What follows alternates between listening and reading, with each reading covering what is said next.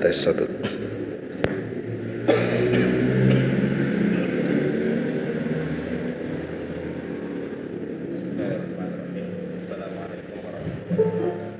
Waalaikumsalam warahmatullahi wabarakatuh. Salatu wassalamu ala Rasulillah.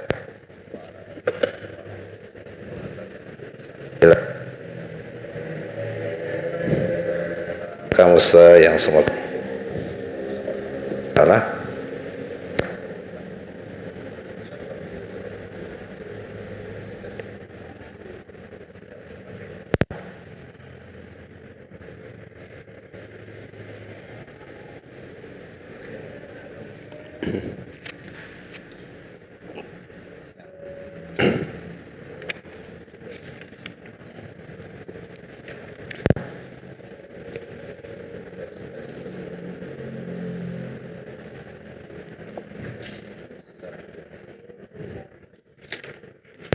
Tes.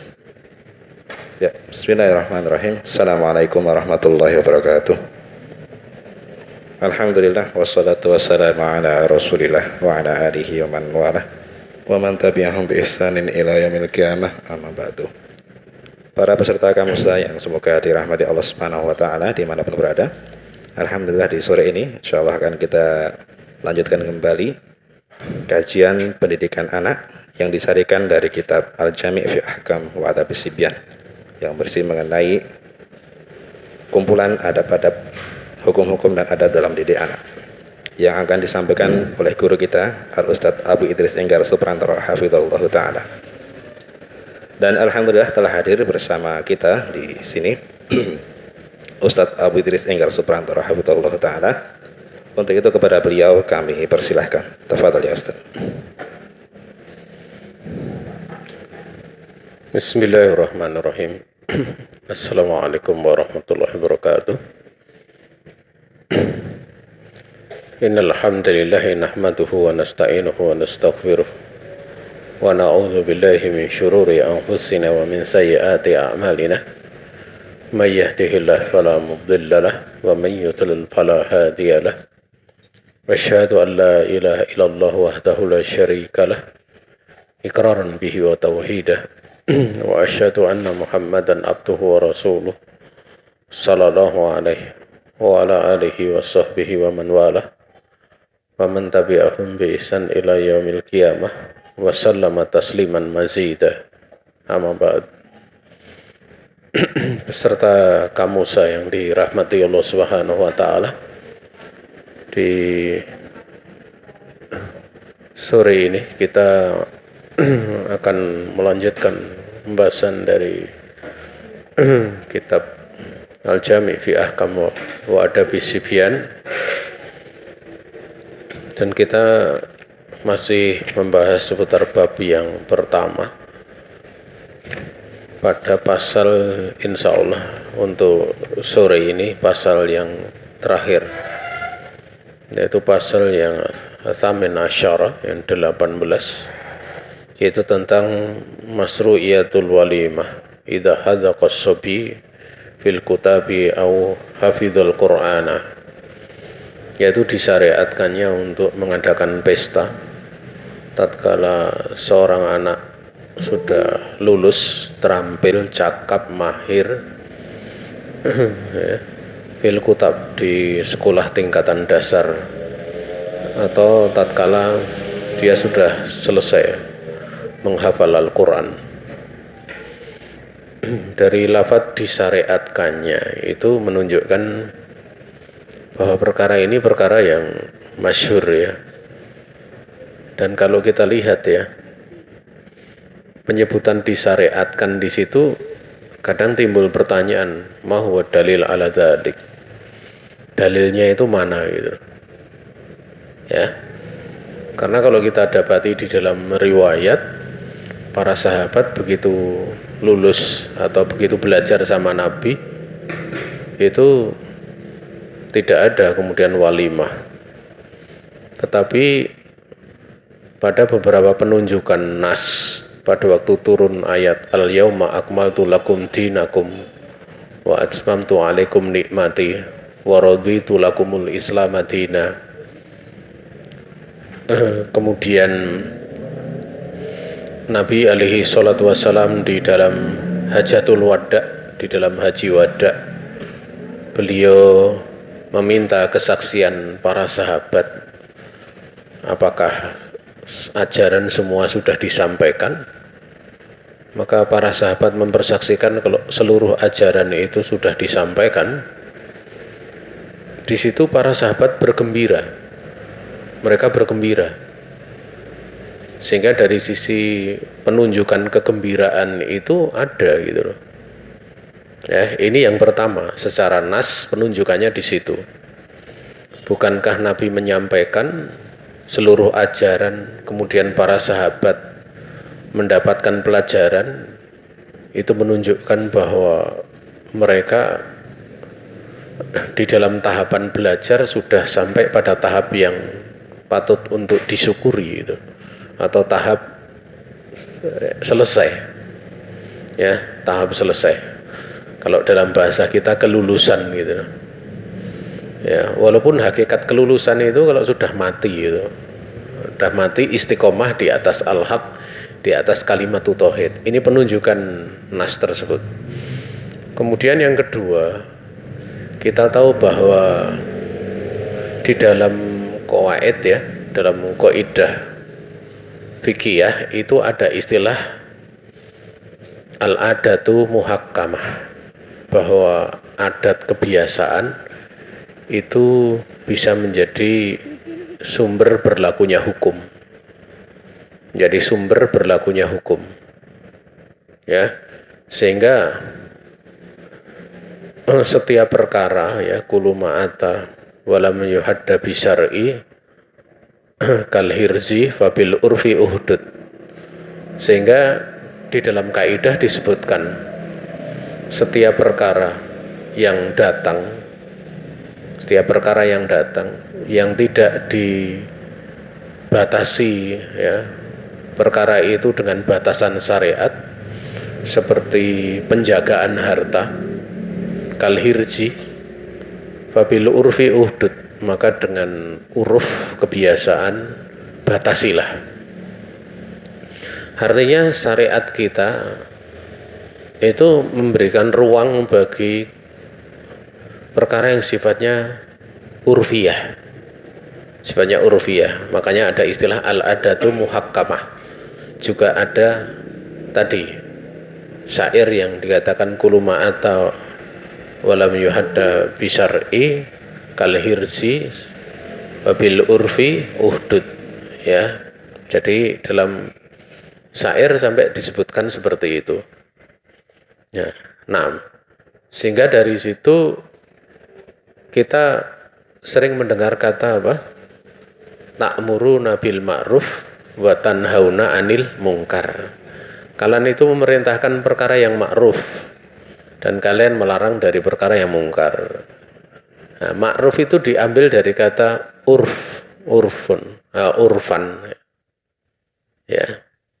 Oleh karena itu tentang disyariatkannya walimah apabila selesai, ya, sudah terampil, selesai lulus seorang anak di sekolah dasar atau sudah menghafal Al-Quran, selesai menghafal Al-Quran, itu sampai di dalam judul kitab ini, dalam judul pasal, ya, Masru'iyatul walimah, disyariatkannya walimah.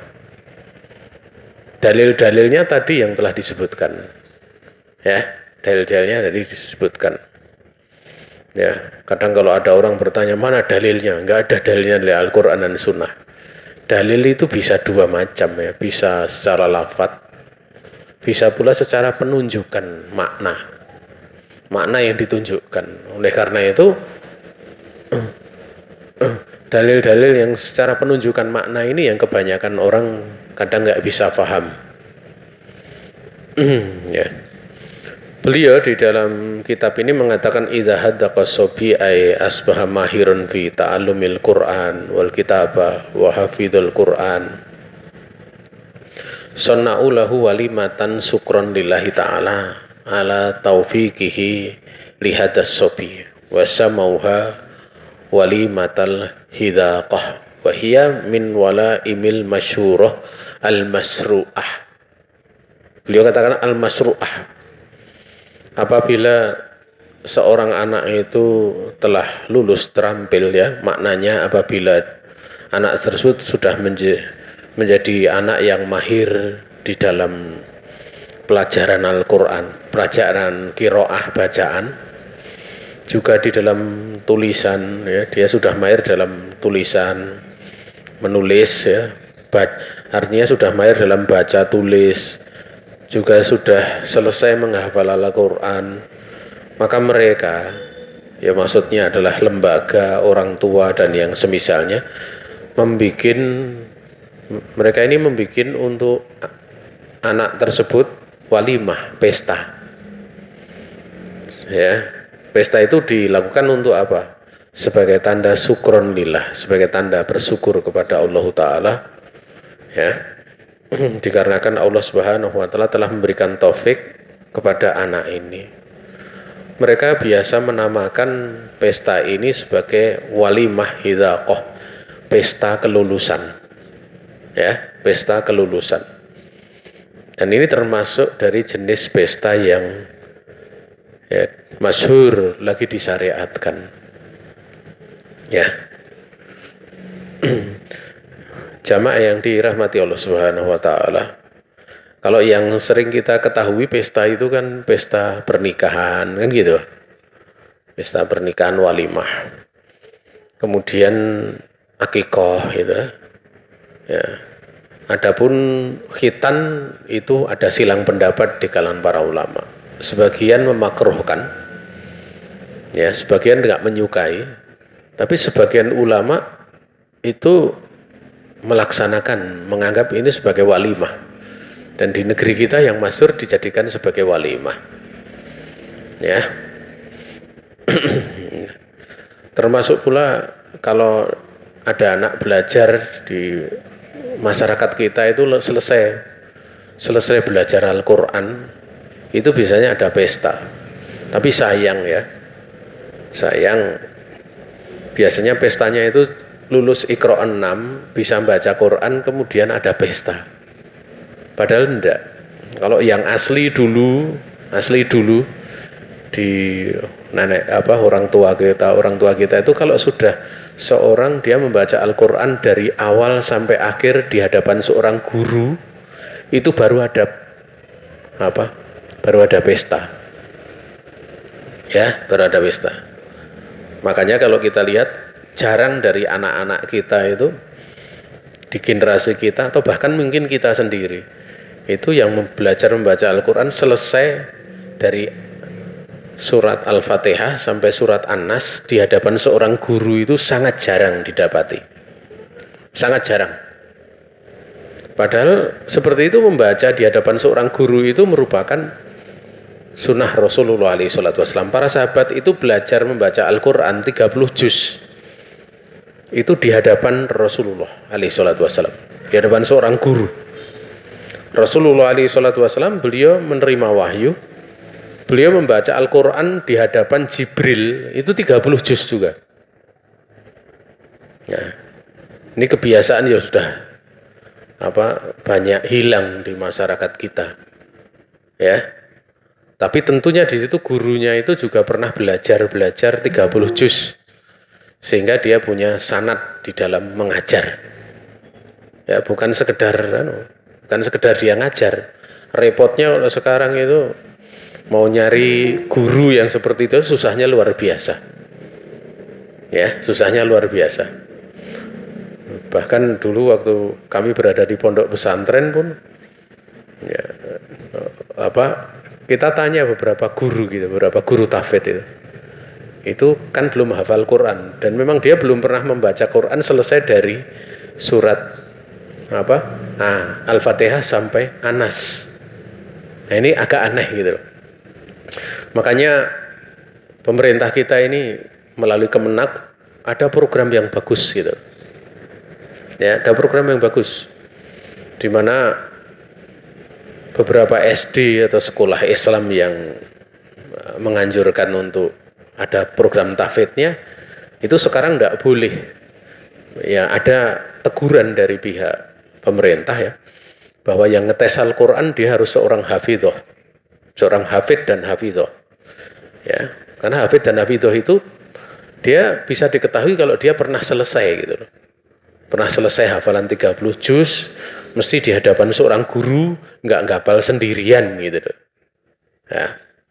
Ya, itu perlu gitu loh ya, perlu. Nah, para aimah kita saja, para ulama-ulama kita itu ada waktu-waktu tertentu mereka berkumpul, kemudian saling mengecekkan bacaan satu dengan yang lainnya ya, yang lain mendengarkan, kemudian ini membaca mana yang hafalannya berkurang ya, atau ada yang mulai apa istilahnya nggak mungkin, itu bisa diketahui di situ ya. Nah, ini nikmat yang sangat besar ya, nikmat yang sangat besar, maka diadakan walimah ya. Di dalam riwayat ini, dalam pasal ini ada beberapa riwayat ya dari para salaf.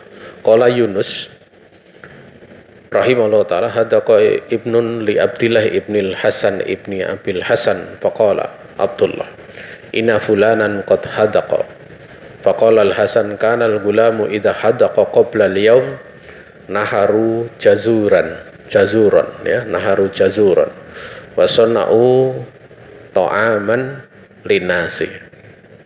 Di dalam kitab Al-Iyal Ibni Abi Dunya berkata Yunus, salah satu anak dari Abdullah bin Hasan bin Abil Hasan itu sudah selesai ya dari pelajaran, lulus dari pelajaran. Maka Abdullah, yaitu bapaknya, mengatakan, inna fulanan qad hadak, sungguhnya si fulan telah selesai, telah lulus, telah cakap, mahir ya.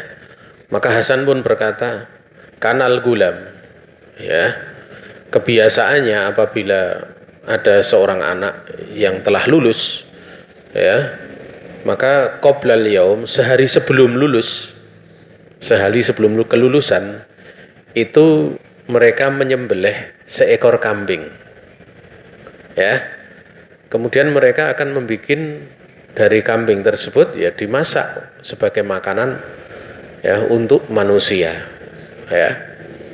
Mereka berpesta, dan itu sesuatu yang bagus, sesuatu yang bagus ya.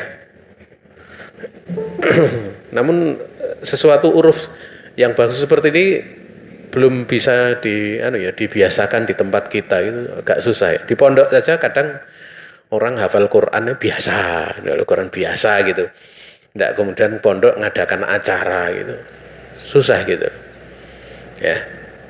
Harusnya seperti itu ya. Jangankan itu, acara Idul Fitri itu kan bergembira ya. Di majelisnya Syekh Mukbil rahimahullah ta'ala di Yaman itu, kalau hari Idul Fitri itu ada perlombaan-perlombaan yang banyak, nanti yang juara dikasih hadiah.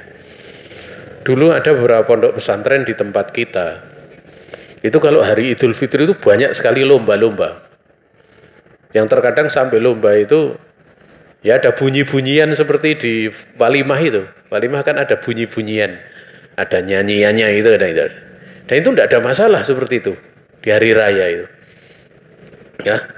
Dan suasananya ramai sekali waktu itu di pondok itu ya. Lombanya waktu itu ada lomba gulat ada biasanya lomba gulat atau lomba apa gitu bagi laki-laki. Kalau perempuan tidak tahu lomba apa, mungkin lomba tidak tahu ya. Ya. Ya. Kalau kemudian ibunda kita, ya, ibunda kaum mukminin Aisyah radhiyallahu taala anha saja, beliau sampai di hari itu ditawari oleh Nabi, apakah mau kalau jariyah itu nyanyi untuk kamu gitu. Maka kemudian bernyanyi ya dengan pakai duf. Abu Bakar datang. Apakah ada mazamir itu yang dikatakan sebagai mazamir syaiton gitu. Seriling syaiton itu di di rumah Nabi atau di keluarga Nabi alaihi salatu wassalam, atau sekitar itu yang diucapkan oleh siapa? Abu Bakar As-Siddiq radhiyallahu ta'ala anhu. Maka Rasul alaihi salatu wassalam kemudian menegur Abu Bakar karena itu adalah id. Nah, ini kan menunjukkan kegembiraan gitu loh. Kegembiraan. Itu yang udah jelas-jelas gitu loh. Ya. Pernah ya, ini kisah ini terjadi beneran ya. Jadi waktu di pondok kami itu, waktu itu santri semua nggak boleh pulang di hari Id itu. Mau ngadakan, pokoknya kita mengadakan pesta itu di pondok saja gitu, nggak usah pulang. Karena itu bukan hal yang biasa gitu, bukan hal yang biasa. Maka ada seorang wali santri itu tahu-tahu ngasih uang ya pada kami, itu nilainya ya cukup besar ya. Nah, ternyata nilai uangnya itu waktu ditanya untuk apa ini, pokoknya untuk ustadz saja gitu ya. Nah kemudian kami bertanya kepada ustadz yang lain, sebenarnya kenapa kok dikasih uang gitu. Ternyata mereka menyangka di situ ada pesta walimah pernikahan gitu. Disangkanya pernikahan, jadi itu mungkin ustadznya nikah tapi nggak punya uang. Yuk kemudian pestanya cuma anak pondok saja. Nah, jadi ikhwan-ikhwan itu cuma menduga-duga gitu loh. Ya menduga-duga, nggak pakai ilmu, kemudian seperti itu. Jadi kan lucu seperti itu. Wong di zaman Nabi aja pesta seperti itu tuh maujud gitu loh. Ya karena kita nggak biasa membiasakan hal-hal yang bagus sebenarnya. Dan jangan sampai kemudian uruf yang muncul itu cuma kalau keterima pegawai negeri, keterima di sekolah yang favorit, kemudian ngadakan syukuran, baru saja bangun rumah syukuran, baru saja panen syukuran. Itu kan semua nikmat-nikmat yang dimaklumi gitu loh. Ya nikmat dunia dan disyukuri bagus. Tetapi ada nikmat yang mutlaqah namanya. Diterangkan oleh Ibnul Qayyim, ada nikmat namanya nikmatul mutlaqatu atamatu. Nikmat yang mutlak, nikmat yang sempurna. Nikmat mutlak sempurna itu nikmat agama, nikmat Islam, nikmat iman. Dan hafal Quran itu nikmat di dalam keislaman, nikmat yang berkaitan dengan keimanan gitu loh ya. Nah, ini hendaknya dibiasakan gitu loh, dibiasakan ya. Wallahu ta'ala a'lam. Jamaah yang dirahmati Allah Subhanahu wa ta'ala, makna dari hidaqah itu sebenarnya maharatun fi kulli syai', yaitu kemampuan dalam segala sesuatu, mahir. Orang dikatakan itu kan mahir ya, mahir. Kalau dalam bahasa kita apa ya? Mahir itu terampil, sama mahir terampil. Kemudian riwayat yang lain juga disebutkan di dalam kitab Al-Iyal juga, israf fi manazilil asraf libni Abi Dunya. Qala Abdul Jabbar Abu Khubayb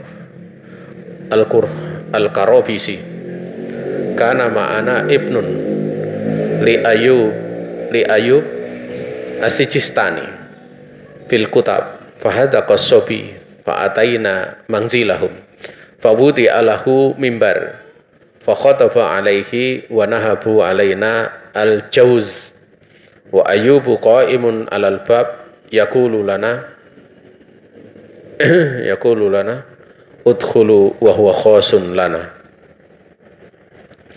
Berkata Abdul Jabbar Abu Khubayb Al-Karabisi ya, kana ma'ana ada bersama kami salah satu dari anak Ayub As-Sijistani ya, sama-sama belajar bersama kami di sekolah SD Kutab ya. Maka anak tersebut, yaitu anak dari Ayub As-Sijistani, itu dia sudah lulus atau mau lulus. Maka kami pun mendatangi tempat mereka, dan waktu itu disediakan untuk anaknya Ayub ini mimbar, podium. Jadi anak yang lulus itu ditaruh di podium. Ya, fakhotaba alaih. Kemudian sambil dilakukan khutbah kepadanya. Mungkin nasihat dan yang sebagainya. Kemudian mereka waktu itu nahabu alaina, saling berebut, berlomba untuk mengambil buah-buahan yang disediakan. Jauz di situ semacam hadiah yang wujudnya makanan. Biasanya buah-buahan. Jauz itu kan semacam buah semacam kenari atau apa, saya kurang tahu ya. Tapi jenis buah. Mereka berebut di situ. Ya, dan Ayub waktu itu berdiri di depan pintu sambil berkata kepada kami, "Ayo masuk semua. Ini adalah khusus untuk kita semua." Sambil pesta itu, "Ayo ambil semua untuk barang-barang untuk kita semua." Tapi memang di situ seperti rebutan. Ya, tapi kalau Imam Ahmad nggak menyukai seperti itu, ada rebutannya seperti itu, enggak. Karena itu nanti seperti rampasan, kedudukannya seperti satu dengan saling berebut. Alangkah bagusnya kalau kemudian diberikan secara cuma-cuma. Ya.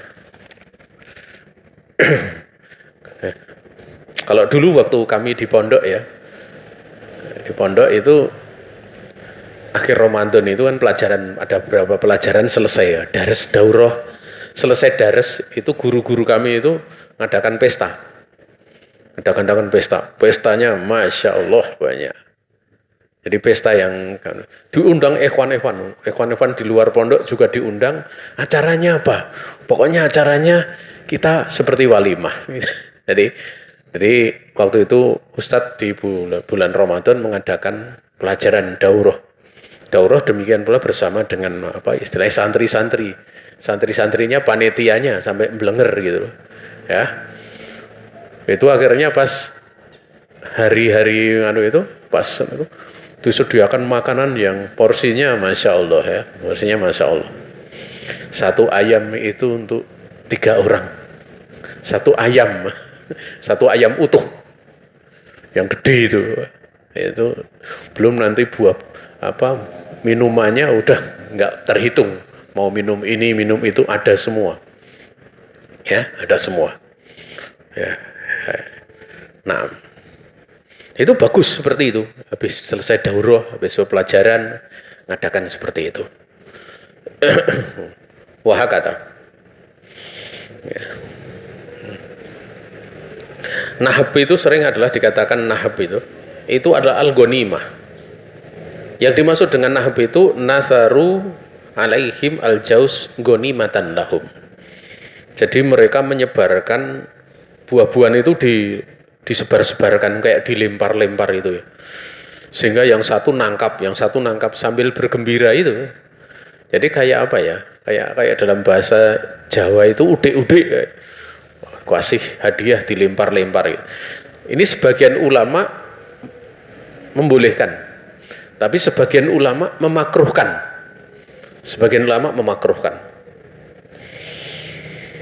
Qala Abu Bakar Al-Hudali sa'altul Hasan Al-Basri wa Ikrimata anisobi yahdak fayang tasiru alaihi al-jauz faqala halalun.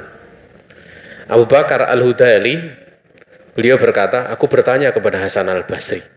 Hasan Al-Basri tabi'in ya. Dan bertanya kepada Ikrimah, muridnya Ibnu Abbas. Ya, radhiyallahu taala anhuma. Aku bertanya tentang anak yang dia lulus dari udah mulai mahir, pinter membaca, menulis. Kemudian disebarkan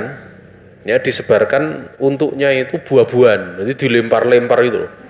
Lempar kemudian yang satu nangkap, saya dapat seperti itu. Dengan dikumpulkan anak-anak di situ gitu. Mulai anak-anak di situ. Maka Hasan Al-Basri dan Ikrimah mengatakan halal, seperti itu boleh gitu loh. Ini boleh. Tapi biasanya kalau seperti itu nanti yang kuat yang menang gitu. Sehingga makanannya dapat banyak, buahnya dapat banyak. Kalau di sini mungkin bisa beli apel dilempar-lempar gitu dan rebutan gitu. Itu kalau menurut siapa? Hasan Al-Basri. Ya, tapi yang lebih bagus tadi, kalau yang pertama tadi nyembelih kambing makan-makan gitu. Ya, kan tidak mungkin kalau sayuran dilempar-lempar, tidak mungkin gitu loh. Ya, lebih bagus itu. Buah-buahnya nanti disediakan aja di piring-piring gitu. Ya, sehingga tidak perlu rebut-rebutan. Ya. Qala Al-Marudhi rahimahullah taala fil wara' dakhaltu ala Abi Abdillah Ahmad ibni Hambal rahimahullah taala wa qad hadaqa ibnuhu wa qad istara jauzan. Ya. Yuridu an yu'iddahu ala sibyani yaksimahu alaihim wa dzakara wa karihan nathar, ya. Wa qala hadhihi nuhbah. Beliau mengatakan dari Al-Marudhi rahimahullah taala dalam kitab Al-Wara', aku masuk menemui Abu Abdillah yaitu Ahmad bin Hambal, dan waktu itu benar-benar salah satu putra beliau itu sudah lulus terampil di dalam membaca dan menulis, dan juga sudah selesai dari pelajaran-pelajaran seperti menghafal Quran dan semisalnya. Maka beliau membeli buah-buahan dengan maksud untuk disediakan untuk anak-anak yang ikut pesta, dibagi-bagi kepada mereka. Tapi beliau tidak melemparkannya, yaksimahu alaihim, membagi, dikasih mungkin 2-2, mungkin 3-3 gitu. Dan beliau karihan nathar, beliau tidak menyukai model rayaan. Apa kalau di bahasa Indonesia rayaan apa? Dilempar kemudian saling berebut, itu namanya apa? Nah, rayaan kalau bahasa Jawa gitu. Nah, maka beliau mengatakan hadhihi nuhbah, ini adalah seperti rampasan. Beliau mengatakan bahwa kalau rayaan itu seperti rampasan, sehingga nanti yang lain bisa nggak mendapatkannya. Jamaah yang dirahmati Allah Subhanahu wa taala. Ya. Selesai dari pasal yang ke-18. Ya. Kemudian kita menginjak pada pasal terakhir sebelum kita menginjak pada bab kedua, yaitu bab ikhtiyaril abi atau ikhtiyaril abai muallimil abna. Bab bagaimana orang tua memilih anak-anaknya guru, memilihkan untuk anak-anaknya itu guru. Tentunya guru yang terbaik, ya. Ini pada yang ke-19 mukafa'atu as-sobi ala hifdil ilmi wa tafaqquh fiddin, yaitu memberikan penghargaan kepada anak dalam menghafal ilmu dan juga di dalam memahami ilmu. Ini mukafa'ah. Mukafa'ah itu bukan gaji, ya. Ingat, mukafa'ah itu bukan gaji. Kalau gaji itu karena hak yang diterima sesuai dengan jasa yang dia berikan, itu gaji. Orang bekerja, melakukan pekerjaan, kemudian dia mendapatkan gaji. Kalau mukafa'ah itu enggak. Mukafa'ah itu lebih ke makna hadiah, makna kepantasan dalam bahasa kita, makna penghormatan. Itu namanya mukafa'ah. Ya. Dan orang kadang nggak paham bedanya antara mukafa'ah dengan gaji. Ya. Misalnya kayak imam sholat, kemudian muadzin, yaitu mukafa'ah, tidak boleh dapat gaji. Tapi kalau takmir masjid, diterangkan oleh para ulama, boleh mendapatkan gaji. Takmir masjid digaji itu tidak apa-apa, karena dia tidak sekedar ngurusi di dalam masjid, tapi dia bisa mengunsuri sesuatu pula yang ada di luar masjid. Termasuk pula adalah tukang sapu masjid, itu boleh untuk digaji. Ya, boleh untuk digaji. Walaupun sebagian pekerjaannya ada di dalam masjid. Termasuk pula orang yang bertugas membangun masjid, misalnya masang lantai, itu digaji walaupun di dalam masjid, gitu loh. Nah, itu dijelaskan oleh para ulama. Tapi kalau mukafa'ah itu enggak. Ya. Apa yang diterima oleh Nabiullah Muhammad alaihi salatu wassalam dari para sahabat, ya. Tatkala beliau itu sebagai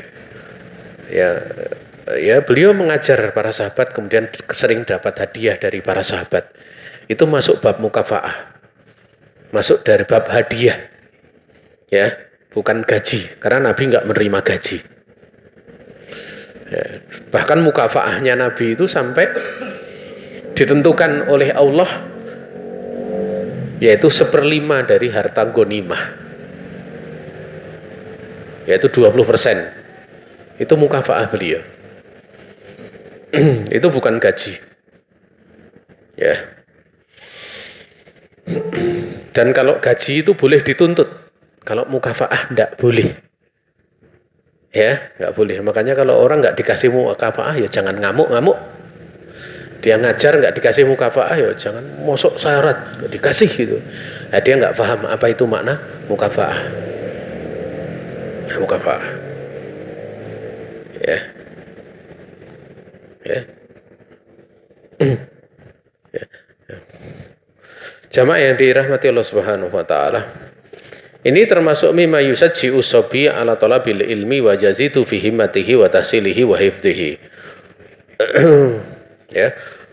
Mukafa'atuhu ala talabihi wa taqaddumihi fihi. Wa dzalika bimanhihi ma yuhibbu minal jawaizi wal hadaya. Ya, termasuk perkara yang bisa membikin semangat anak untuk menuntut ilmu, juga bisa menambah di dalam kuatnya keinginan untuk menuntut ilmu, kuatnya keinginan di dalam mewujudkan ilmu serta menghafalnya, itu adanya pemberian mukafaah, diberi mukafaah di dalam menuntut ilmu. Demikian pula di dalam dia mengalami kemajuan, untuk dia lebih maju lagi di dalam belajar, taqaddum. Ya. Yang demikian itu dengan memberikan sesuatu yang disukai oleh anak, yaitu berupa pemberian-pemberian dan hadiah. Pemberian dan hadiah. Nah, ini namanya mukafaah. Jadi kalau anak, kamu setoran Al-Quran sehari bisa 1 halaman, tak kasih 2.000 di samping jajannya. Jajannya 2.000, tambah mukafaahnya 2.000, 4.000 gitu. Itu boleh. Ya, boleh.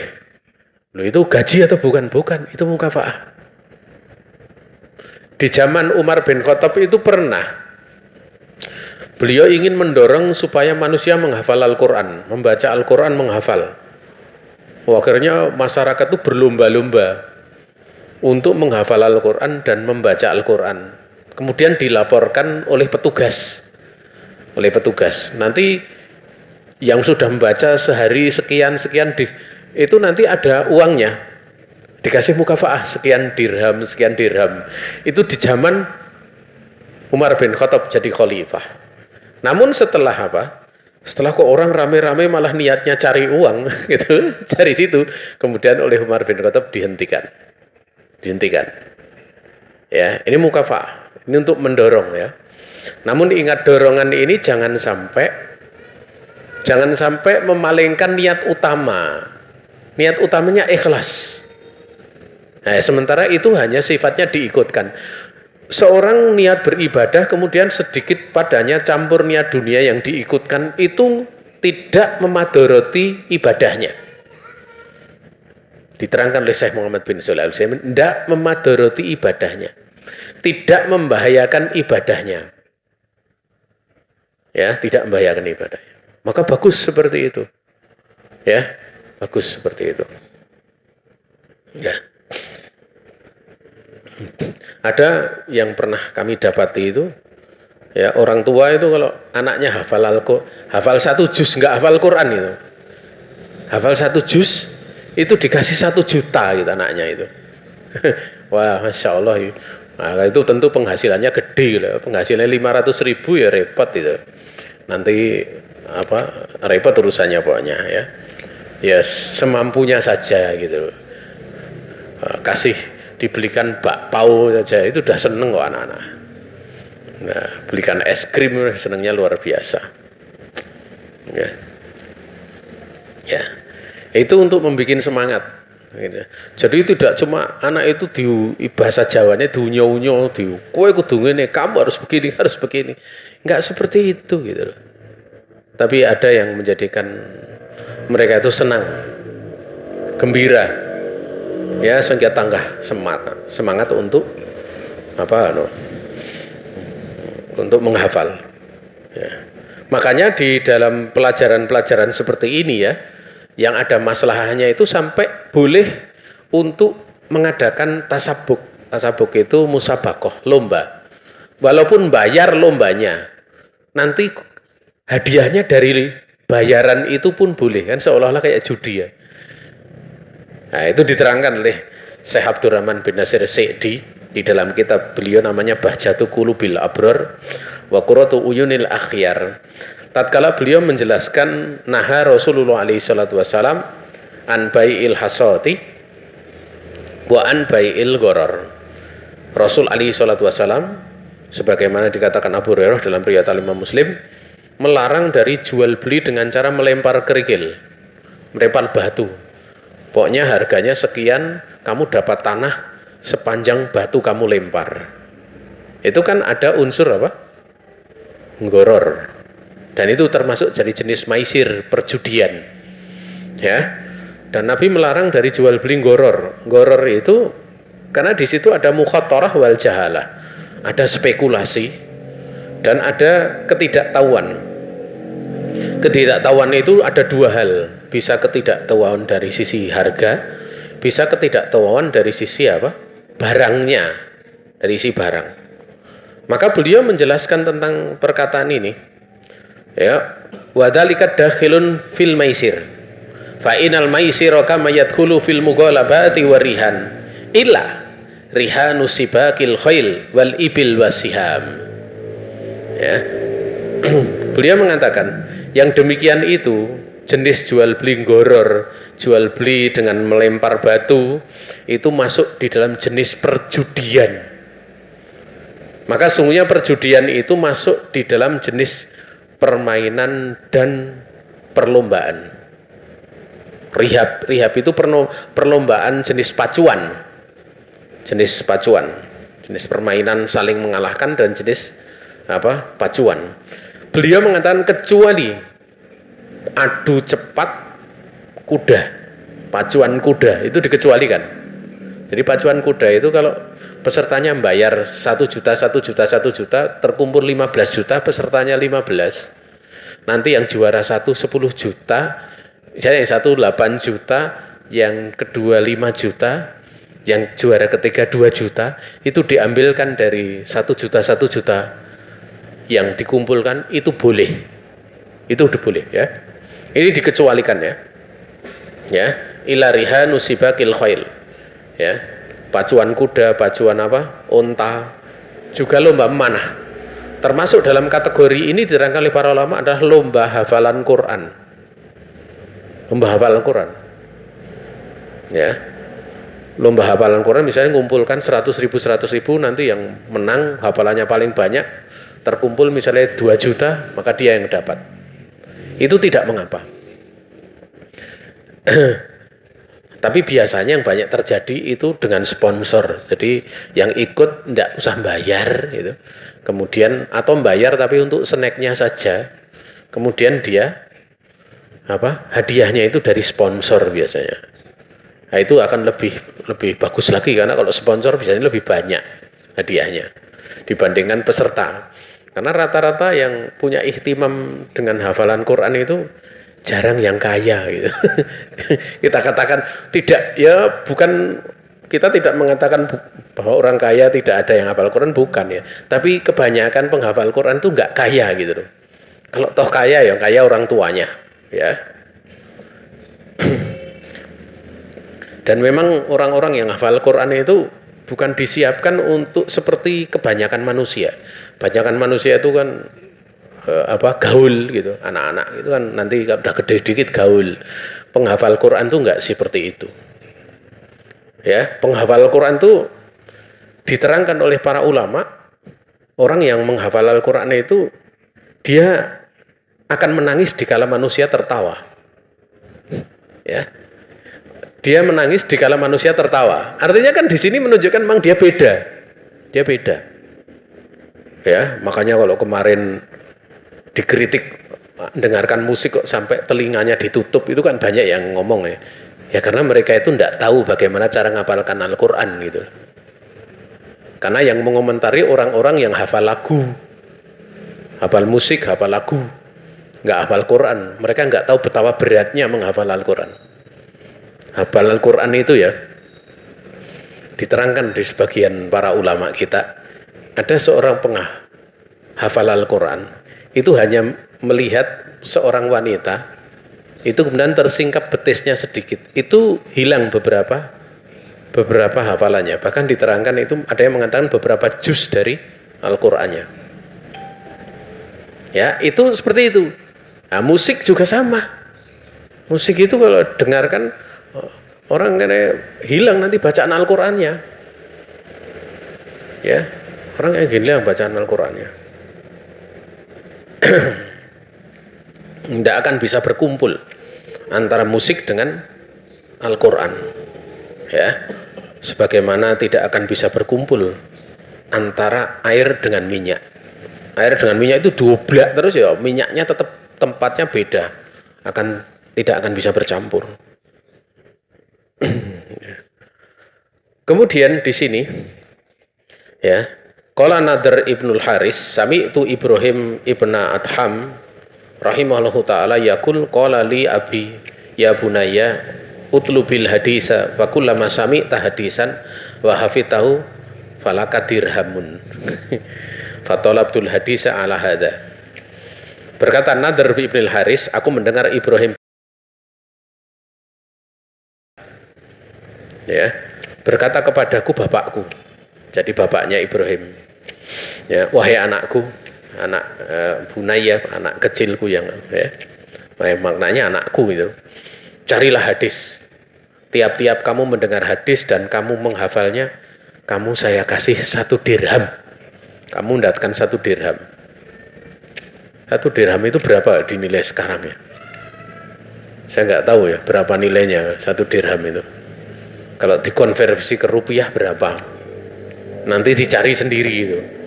Kalau yang luar biasa itu Al-Imam Syafi'i. Ya, nanti akan kemudian aku pun mencari hadis ala hadza dikarenakan ini. Supaya dapat dirham yang banyak gitu. Kenapa? Karena ilmu itu dicari dalam keadaan tidak ikhlas. Ilmu itu akan memaksa dia ikhlas. Sesuatu yang menakjubkan itu nih. Ilmu itu ya dicari dalam keadaan tidak ikhlas. Nanti ilmu itu akan memaksa dia untuk ikhlas. Ya.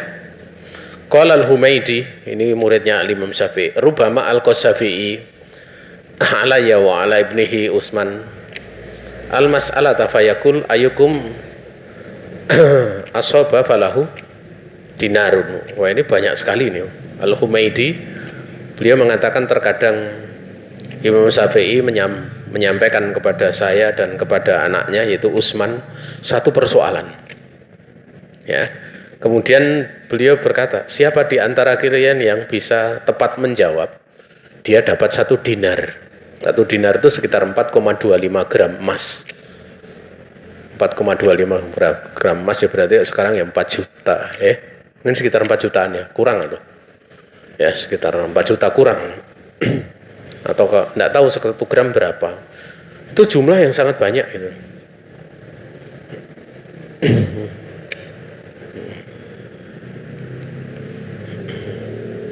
Selesai pembahasan kita di pasal yang pertama ya. Bukan pasal, bab yang pertama daripada pasal yang ke-19. Besok kita lanjutkan pada bab yang kedua. Itu sudah praktek bab kedua itu. Sebenarnya kalau orang tua bisa ngajari sendiri bagus. Tapi kalau tidak bisa ngajari, nggak punya waktu, dia mencari guru yang bagus. Jadi tanggung jawab orang tua di dalam praktek awal mendidik anak, kalau dia nggak mampu, itu adalah mencarikan guru untuk anaknya itu bisa belajar kepadanya. Ini saja yang bisa disampaikan. Salah datang dari pribadi diri saya sendiri dan dari setan. Saya istighfar kepada Allah Subhanahu wa taala. Kalau ada benar semata-mata keluasan rahmat Allah Subhanahu wa taala diberikan kepada kita. Waktu dan tempat kami kembalikan kepada pembawa acara. Ya, baik. Kami ucapkan jazakumullahu khairan kepada guru kita Ustadz Abu Trisingka Suprantara hafizahullah atas ilmu yang telah diberikan. Kemudian sesi berikutnya adalah tanya jawab. Kami persilahkan bagi para peserta Kamusa baik offline maupun online yang ingin bertanya secara langsung ataupun melalui tulisan, maka kami persilahkan. Tafadhal jika ada.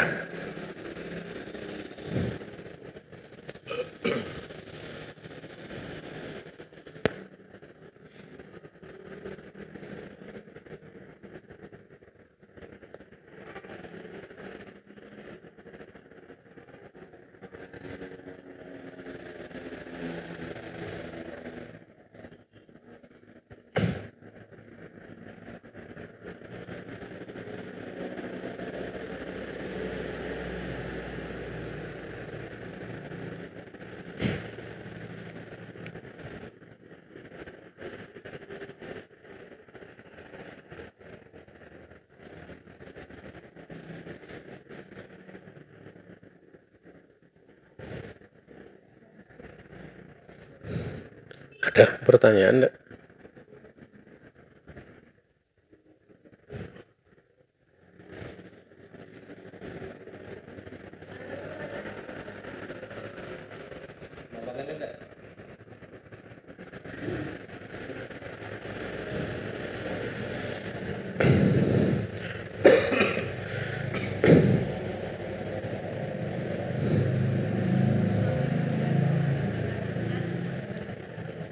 Assalamualaikum.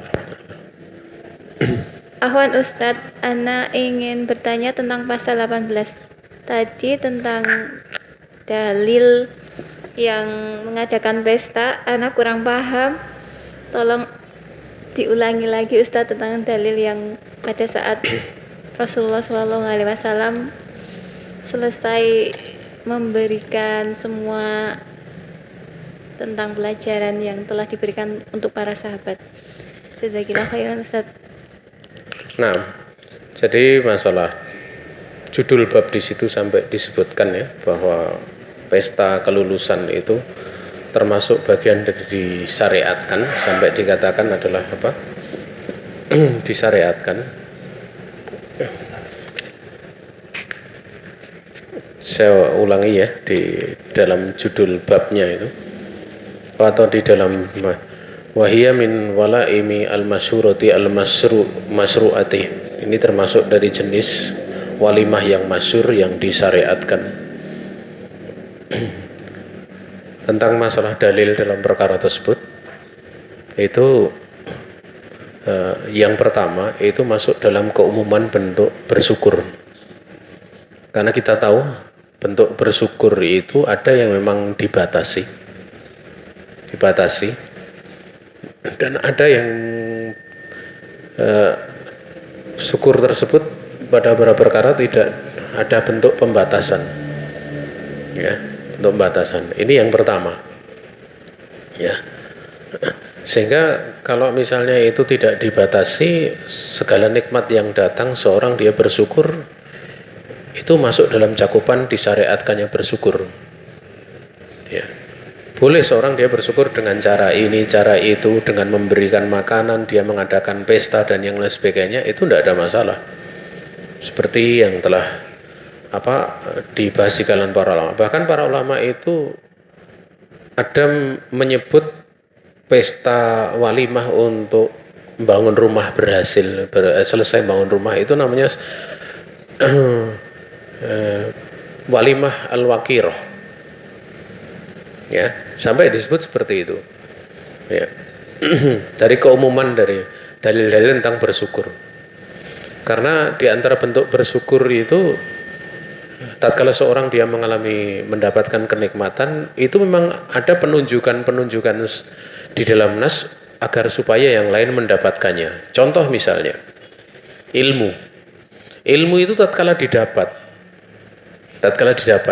itu tidak sekedar kemudian dia bergembira karena dia mendapatkan ilmu, dia beramal, enggak. tapi ada tanggung jawab supaya ilmu itu juga dipunyai oleh orang lain. Artinya sesuatu yang menyenangkan dirinya, dia pun ingin orang lain mendapatkannya. Dan itu selaras dengan hadis la yu'minu ahadukum hatta yuhibba li akhihi ma yuhibbu li nafsihi. Tidak sempurna salah satu keimanan dari kalian sampai dia cinta untuk saudaranya apa yang dia cinta untuk dirinya sendiri. Ya. Kemudian yang kedua, ini alasan yang pertama dari keumuman syukur ya. Kemudian yang kedua, bahwa syukur itu kan dia bentuk daripada kegembiraan pada saat datangnya nikmat. Ya dia bersyukur. Ya. Makanya termasuk dari perkara yang disenangi oleh Allah Ta'ala, itu nampaknya asar nikmat Allah kepada hambanya. Ya. Penunjukan rasa senang itu nampak di dalam masalah pelajaran. Nabi alaihi salatu wassalam pada saat selesai mendapatkan wahyu atau selesai menunaikan tanggung jawab risalah, itu kan mafhumnya berarti sahabat kan dapat pelajaran juga selesai kan gitu mafhumnya. Ilmu sudah disampaikan, berarti mereka beban dari Nabi menunaikan tanggung jawab sudah selesai. Pada saat para sahabat itu mendapatkan ilmu itu sudah selesai dengan turun al-yauma akmaltu lakum dinakum wa atmamtu alaikum nikmati wa raditu lakumul islam madina. Sikap sahabat gembira apa sedih? Gembira. Memang ada yang sedih, tetapi ini firasat. Siapa yang sedih? Abu Bakar. Karena ini merupakan tanda meninggalnya Nabi, tanda dekatnya ajal Nabi alaihi salatu wassalam. Ya. Maka dari situ kegembiraan itu diwujudkan dengan mereka nampak ya, walaupun tidak sampai pada derajat pesta, tetapi yang jelas mereka bergembira, ya bergembira. Ya. Kemudian jamaah yang dirahmati Allah Subhanahu wa taala, ya, dari gembira kemudian itu kan kalau nikmat seperti itu mengharuskan atau mewajibkan, melazimkan untuk mereka bersyukur kepada Allah Subhanahu wa taala. Dan kegembiraan itu banyaknya bentuknya bisa banyak. Bentuknya bisa banyak. Dan kalau kita lihat ya, walimatul urus itu seorang dia mengadakan pesta walimah dalam rangka bersyukur kepada Allah, dan ini hukumnya wajib ya. Walimah itu wajib. Dia bukan sunat ya, dia wajib. Ya, karena pada waktu Nabi mengatakan aulim walau bisyatin ya kepada Abdurrahman bin Auf, yaitu beliau mengatakan walimahlah kamu walaupun hanya dengan seekor kambing. Padahal kita tahu Abdurrahman bin Auf belum lama hijrah dari Mekah ke kota Madinah. Dan ternyata di situ yang namanya orang sedang hijrah mesti penuh kesusahan, tapi tetap Nabi memerintahkan walimah. Ya. Nah, walimah di situ hukumnya wajib. Nah, kemudian yang menjadi inti dari syukur tersebut sebenarnya nikmatnya apa toh? Nikmat dia punya istri. Nikmat punya istri itu kaitannya dengan apa? Kaitannya dengan agama itu setengah agama. Artinya dia bisa menjaga agama setengah dari agamanya. Setengah dari agamanya yang setelahnya tinggal dia bertakwa. Makanya Nabi bersabda, idza tazawwajal abdu faqatis takmala niswadinihi. Apabila seorang hamba dia sudah menikah, dia sudah menyempurnakan setengah agamanya. Falyataqillaha fi nisfil baqi. Hendaklah dia bertakwa pada setengah yang tersisa. Sehingga wajar kalau kemudian diperintahkan walimah menjadi wajib, karena nikmat yang diberikan Allah besar. Nah, kalau sekarang nikmat orang punya ilmu, nikmat seseorang dia punya ilmu itu berkaitan dengan agama, besar enggak? Besar. Ya, besar. Walaupun di situ tidak sampai ada penunjukannya secara jelas, Maka kalau kemudian seorang mengadakan walimah tatkala seorang dia mendapatkan ilmu, itu sesuatu yang dipandang baik. Dipandang baik. Karena tidak bertentangan dengan penunjukan nas. Ya. Karena kita tahu bahwa nas-nas itu menunjukkan hal yang demikian. Karena kita tahu pendalilan itu ada dua macam, ada yang lafdiyah, ada yang secara lafaz, dan yang kedua itu secara makna. Dan makna syukur ada padanya. Makna syukur ada padanya. Kemudian yang ketiga itu dari sisi perkara. Ya. Bentuk bersyukur yang di situ tidak dibatasi bentuknya. Kan diterangkan di dalam kaidah fikih itu al-adatu muhakkamah. Adat kebiasaan itu bisa menjadi hukum. Bisa menjadi hukum. Ya. Contoh misalnya. Contoh. Pakaian baju koko. Baju koko itu kalau ditinjau dari asalnya bukan dari kaum muslimin. Tapi kemudian dipakai oleh kaum muslimin dan itu identik dengan kaum muslimin. Ya. Sehingga itu menjadi ciri khas. Sehingga kalau orang pakai baju koko, otomatis dia tasabuhnya dengan kaum muslimin. Mesti seperti itu. Tidak kepada selainnya. Nah, kenapa? Karena sudah menjadi sebuah kebiasaan yang berlaku di tengah kaum muslimin, dan memang kaum muslimin waktu itu kemudian menggunakan baju tersebut untuk aktivitas agama. Seperti sholat, seperti ke masjid, Jumatan. Ya ada orang baju koko pasar itu ada, tapi jarang.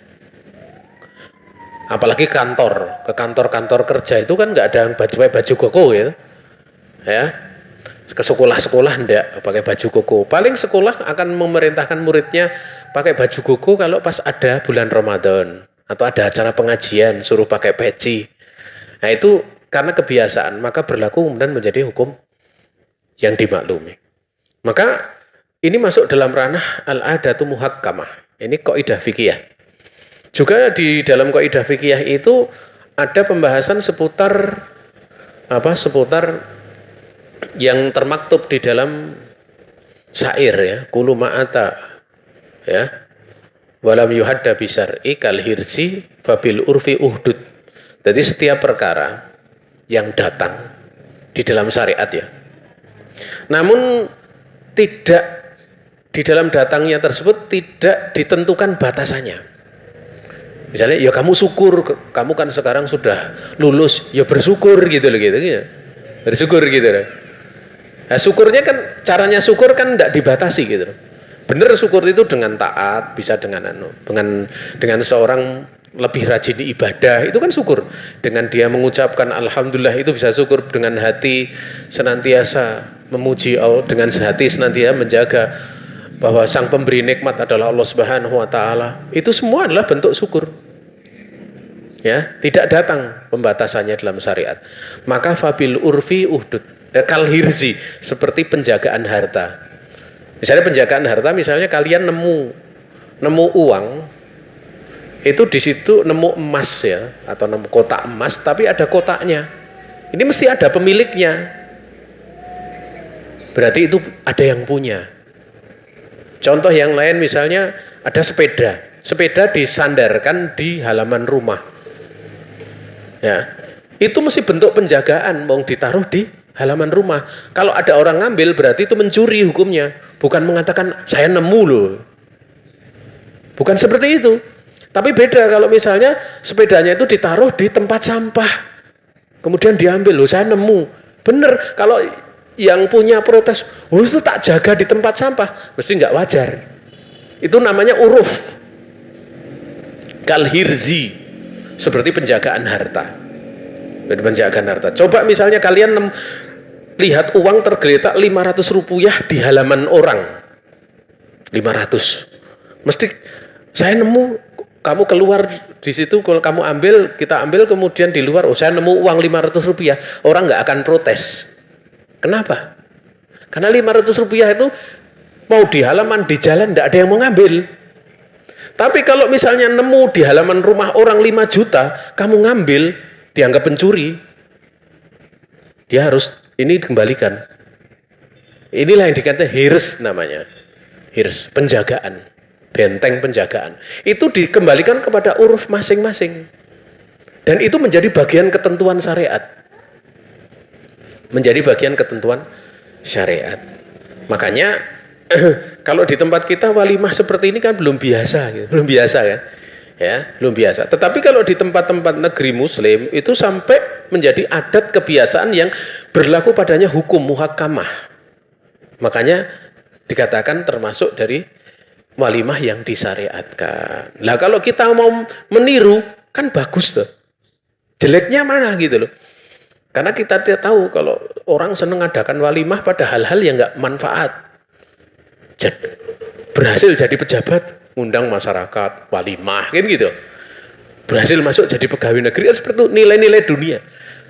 Ya, sehingga penghargaan kepada hal yang nikmatnya itu lebih, yaitu nikmat agama, itu kadang orang nggak memperhatikan.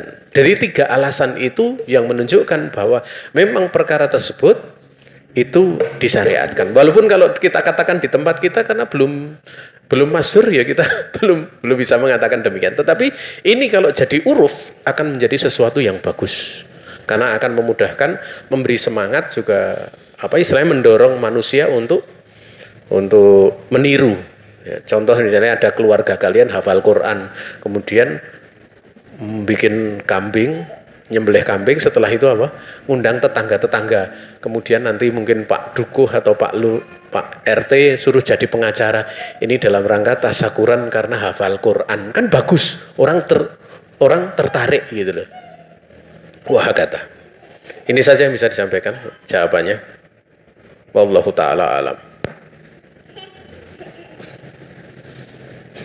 Baik, sekali lagi kami ucapkan jazakallahu khairan kepada Ustaz Abu Idris Enggar Subhanallah Hafidullah atas jawaban yang telah diberikan, demikian pula ilmu yang telah disampaikan.